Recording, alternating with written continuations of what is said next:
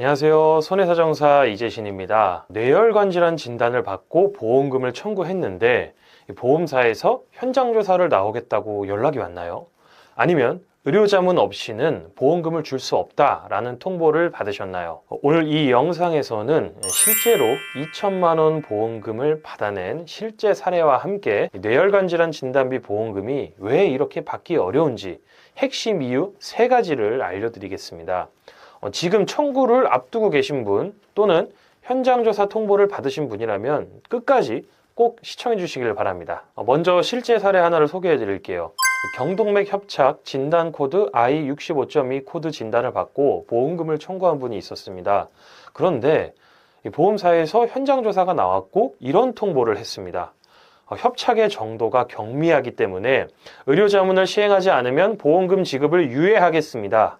사실상 의료자문에 동의하지 않으면 보험금을 주지 않겠다는 압박이었죠. 이 통보를 받은 후 이 사례자분께서는 저희 사무실에 업무 위임을 위해 연락을 주셨고요. 저희는 보험사의 요구에 그냥 끌려가지 않았습니다. 담당 주치 소견서를 직접 확보하고 보험사가 반박할 수 없는 의학적 근거를 체계적으로 수집해서 의견서를 발송했습니다. 결과는 어떻게 됐을까요? 뇌혈관 질환 진단비 2천만 원 전액 수령.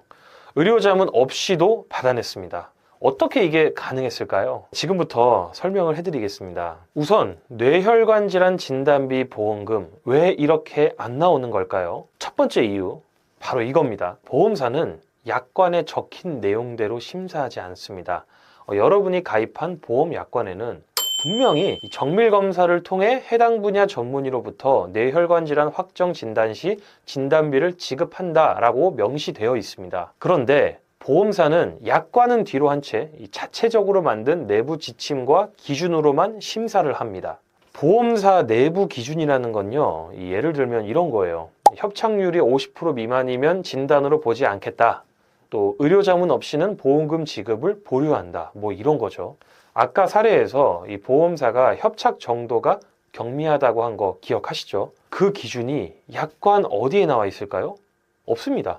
이 보험사가 내부적으로 정한 기준일 뿐입니다. 소비자와 약속한 약관 내용은 무시하고 보험사의 유리한 잣대로만 판단하는 거예요. 이게 바로 뇌혈관 질환 진단비 지급이 거절되는 가장 근본적인 이유입니다. 자, 그리고 두 번째 이유입니다.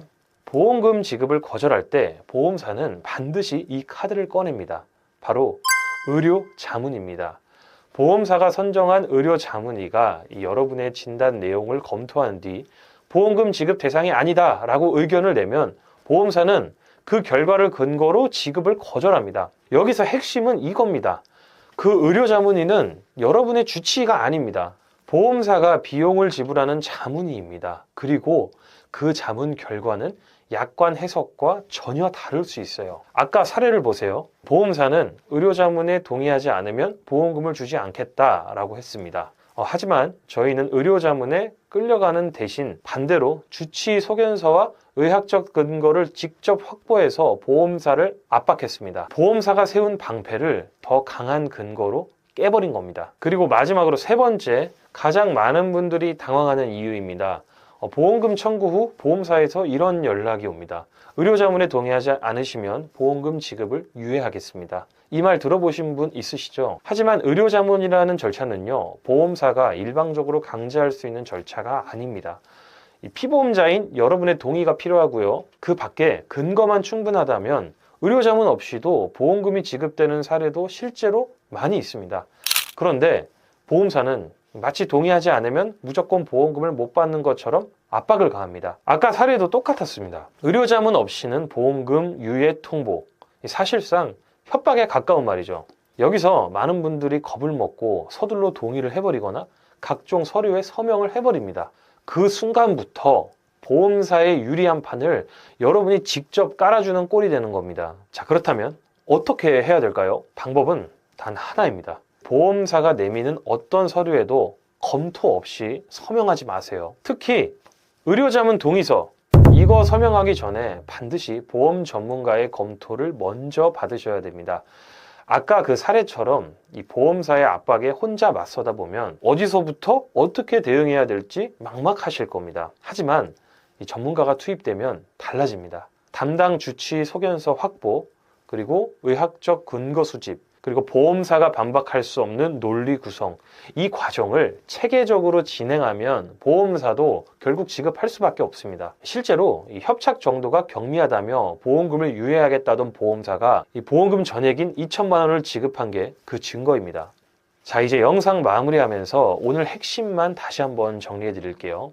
보험사는 약관이 아닌 내부 기준으로만 심사합니다. 그리고 의료자문을 방패 삼아 지급을 거절합니다. 그리고 마지막으로 의료자문 동의를 압박카드로 사용합니다. 이 세 가지 꼭 기억하세요. 그리고 보험사가 어떤 서류를 들이밀든 이 서명 전에 이 전문가의 검토를 먼저 받아야 됩니다.